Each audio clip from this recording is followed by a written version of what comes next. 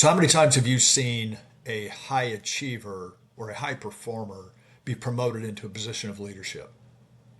How many times have you seen that happen?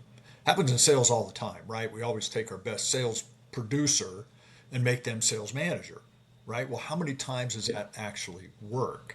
So, what happens when you take a high achiever or a high individual producer and put them into leadership where they're now responsible for team goals, team accomplishment?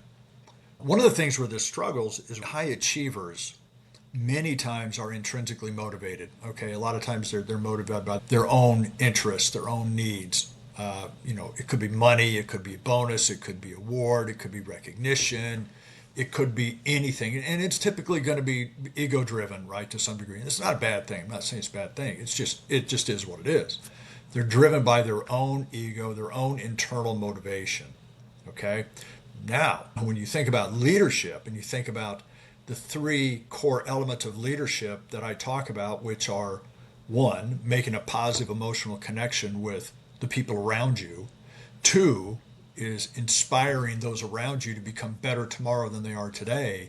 And three, it's caring more about the team's goals than their own goals. So now you take this high achiever, this high performer who is driven by their own interests, their own motivation, and now you put them in a situation where they have to be responsible for team performance. I have to help develop that person. I have to teach that person how to do this. I have to help this group over here. I have to see the whole team win. That's the purpose of why I'm here.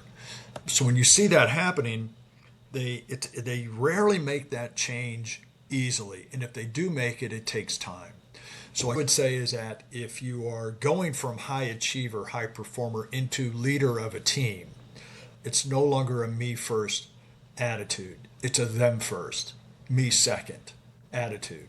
And that's probably one of the more difficult things I've seen people that have been high achievers or high performers in an individual role when they get moved into leadership. It's going from self motivation, from self gratification to gratification through team success.